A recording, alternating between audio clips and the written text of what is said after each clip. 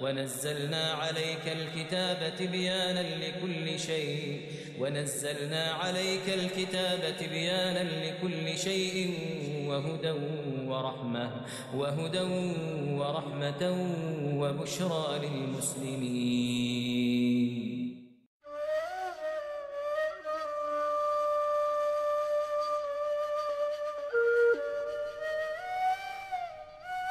بسم الله الرحمن الرحيم. السلام عليكم ورحمة من الله وبركاته. نرحب بكم أعزائنا في هذه الحلقة الجديدة من برنامج القرآن علم وبيان، ونتساءل: لماذا فريق في الجنة وفريق في السعير؟ في سورة الشورى: من هم الكافرون؟ من هم المشركون؟ ماذا يعني الفاسقون؟ ما هو عذاب النكرة؟ من هم المجرمون؟ ومن هم اللاغون؟ 35 صنفا من الناس سيدخلون جهنم. من هم؟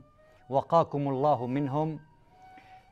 هذه الحلقة عنوانها أصحاب جهنم، نضعها ضمن برامج بيان لكي يعلم كل إنسان من هم أصحاب النار، فيحذر أن يقع في هذه الصفات التي تؤدي إلى النار. أولا الكافرون، قال تعالى: واتقوا النار التي أعدت للكافرين. الكافر هو من يغطي الحقائق، إذن الكافر هو الذي يعلم الحقيقة لكنه لا يريدها. لذلك قال تعالى: إن الذين كفروا سواء عليهم أأنذرتهم أم لم تنذرهم لا يؤمنون. لا يحتاج الكافر لمن يوضح له الحقيقة، يعلم أن الرسالة حق ويعلم أن الرسول حق لكنه لن يؤمن. إذن النار أعدت لهذه الفئة أصلا.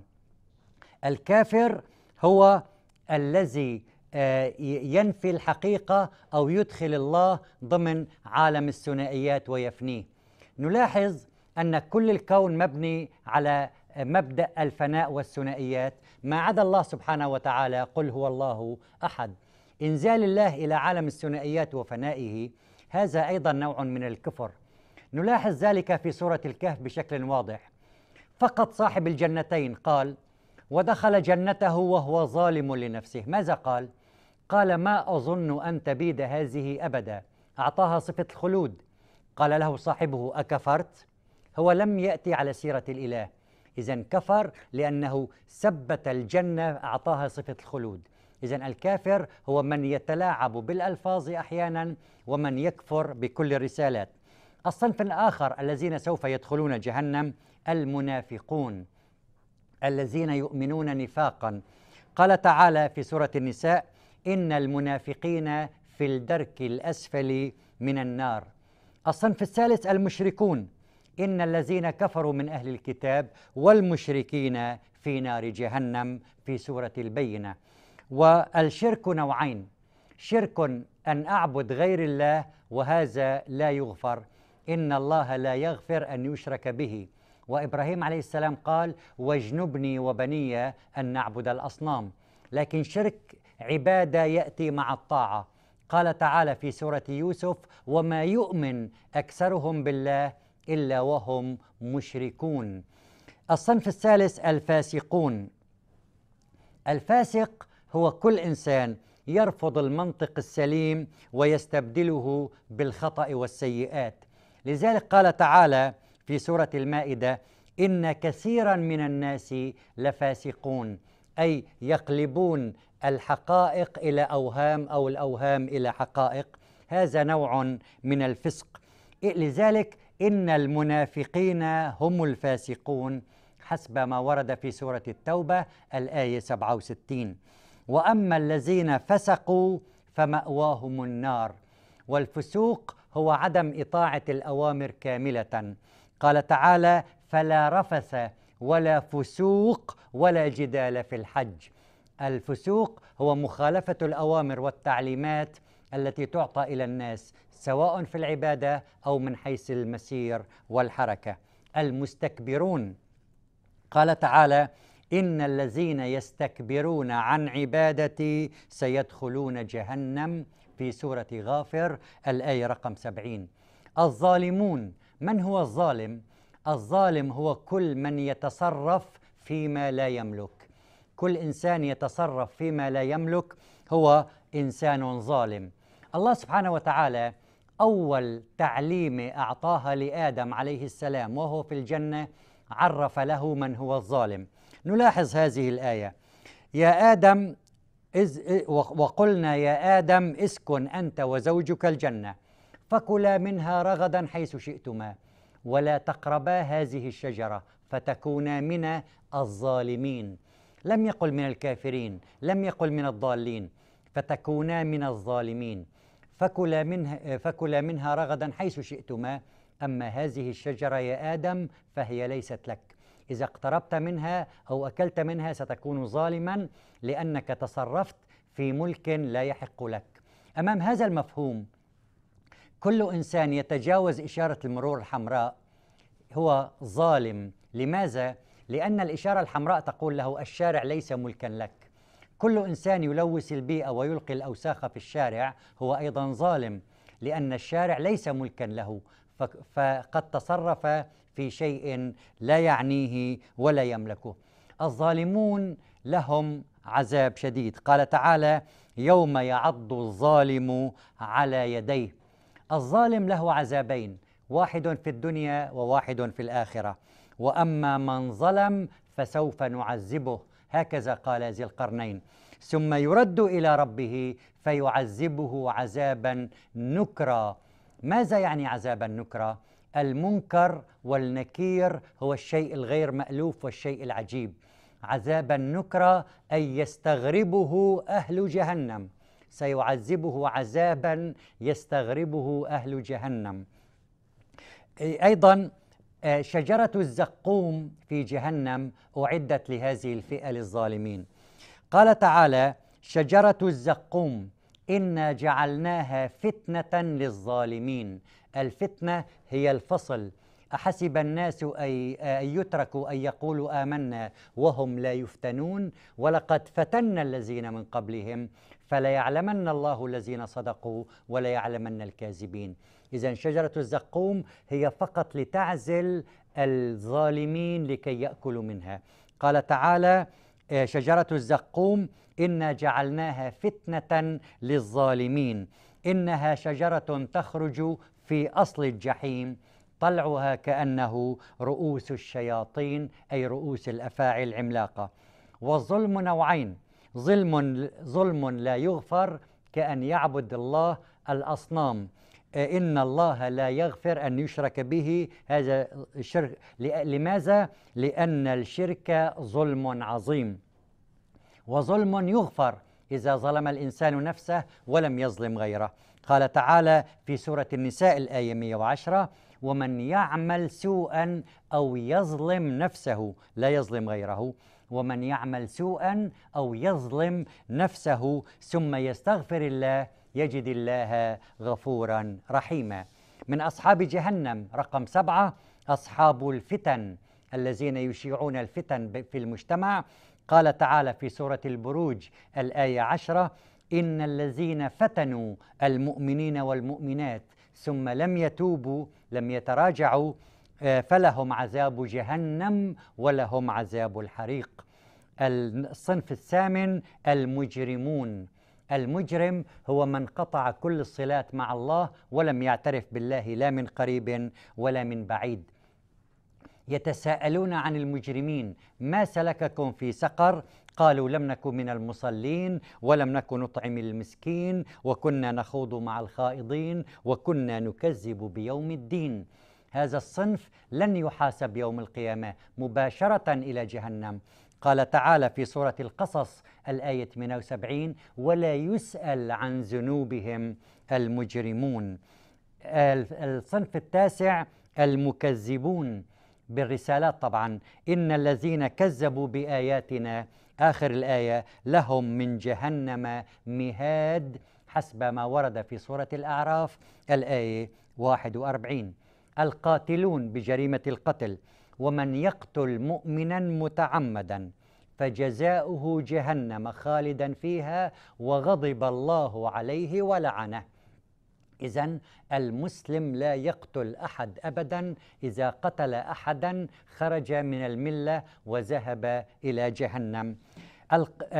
المحتكرين لوسائل الاقتصاد، المحتكرون لوسائل الاقتصاد قال تعالى: والذين يكنزون الذهب والفضة ولا ينفقونها في سبيل الله فبشرهم بعذاب أليم يوم يحمى عليها في نار جهنم فتكوى بها جباههم وجنوبهم وظهورهم.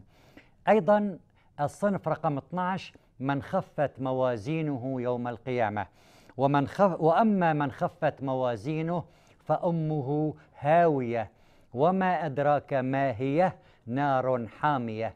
هذه الهاء نسميها هاء السكت، هاء السكوت، هاء مقرأ كتابية.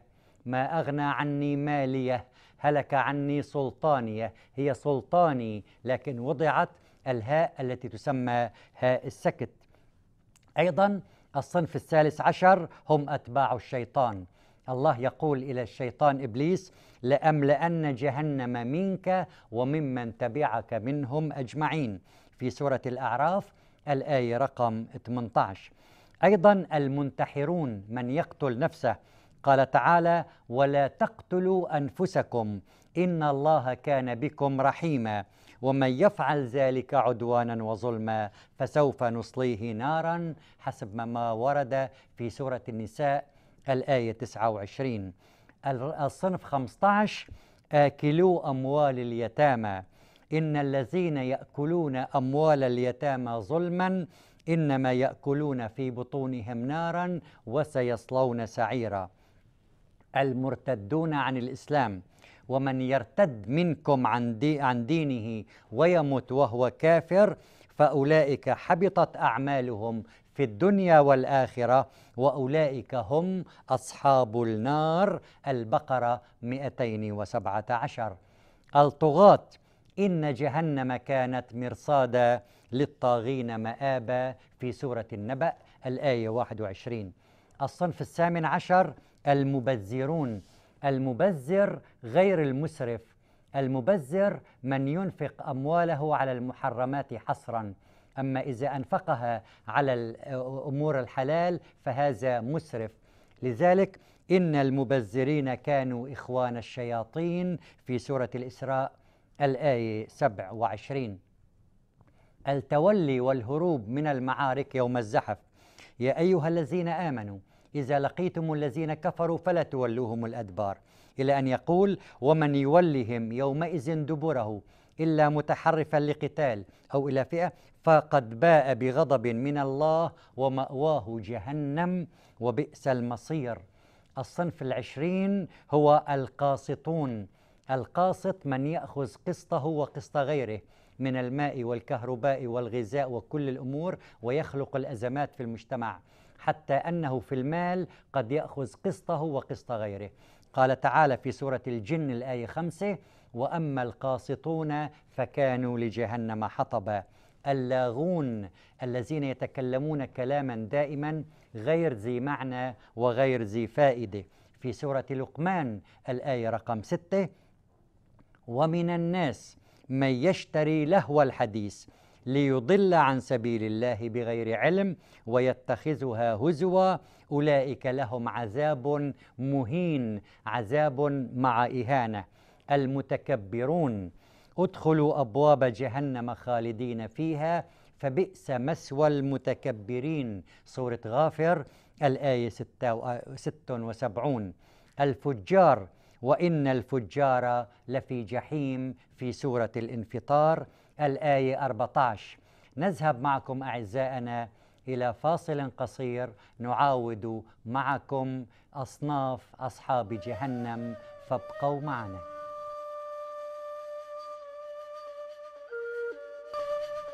أهلا بكم أعزائنا من جديد. وصلنا إلى الصنف رقم 24 من أصحاب جهنم. نحذر دائما على كل إنسان أن ينتبه جيدا إلى هذه الأصناف التي هي 35 صنفا، أن يتحاشى هذه الأصناف لدخول جهنم وسيكون حكما من أصحاب الجنة إن شاء الله. الصنف الرابع والعشرون هم محبو المديح دون أن يقدموا عملا صالحا للمجتمع.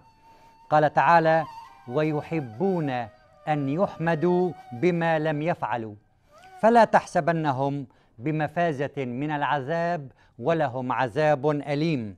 آل عمران الآية 188. الصنف الخامس والعشرون الذين لا يرجون لقاء الله، أي كفروا بالآخرة وبدأ يتصرف تصرفات تبعده عن الله. إن الذين لا يرجون لقاءنا، آخر الآية تقول: أولئك مأواهم النار، حسب ما ورد في سورة يونس الآية رقم 7. الصنف السادس والعشرين أتباع الظالمين. قال تعالى: ولا تركنوا إلى الذين ظلموا فتمسكم النار، سورة هود الآية 113. الصنف السابع والعشرين عبدة شياطين الجن. في سورة ياسين الآية 60: ألم أعهد إليكم يا بني آدم ألا تعبدوا الشيطان. الصنف الثامن والعشرين أتباع الهوى وأتباع المزاجات والابتعاد عن السلوك القيم السليم أو التعاليم والانضباط في المجتمع، أتباع الهوى.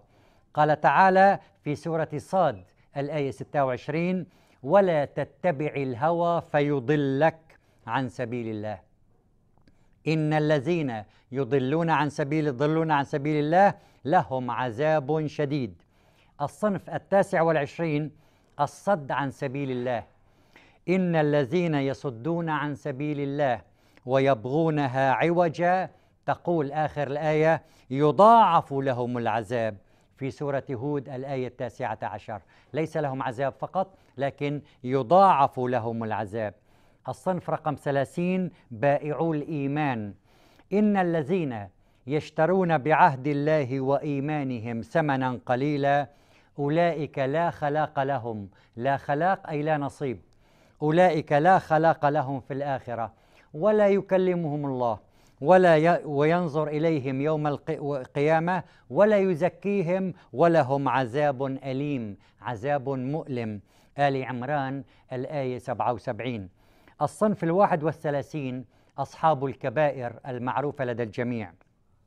بلى من كسب سيئة وأحاطت به خطيئته فأولئك أصحاب النار.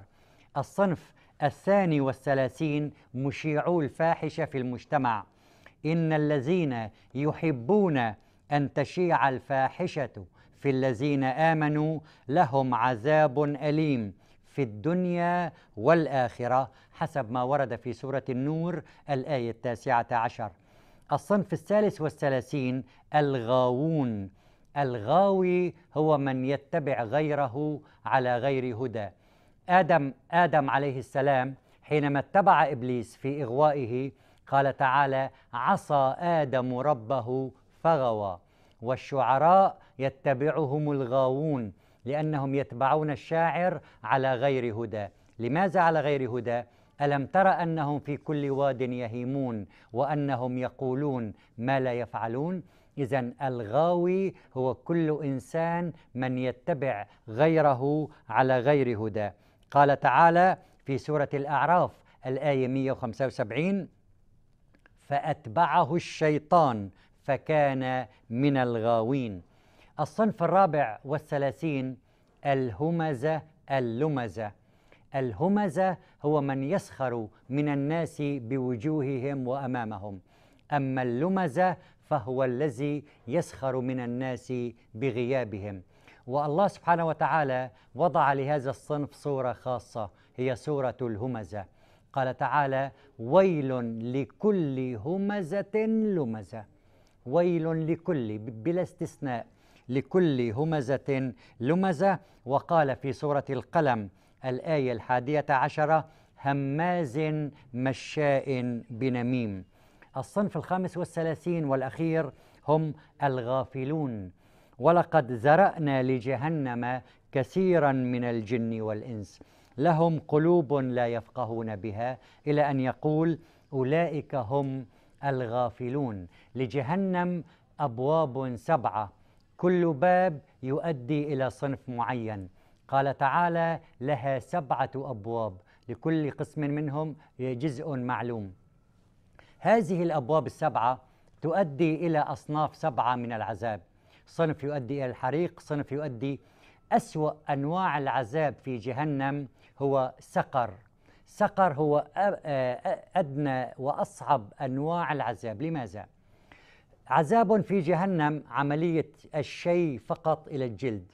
قال تعالى: كلما نضجت جلودهم بدلناهم جلودا غيرها.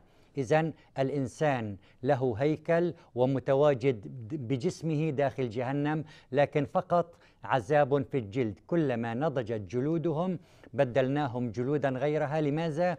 لأن الأعصاب الحسية تكون في الجلد، وهذا اكتشاف طبي أصبح معروف لدى الجميع. لكن لماذا سقر هي أسوأ أنواع العذاب؟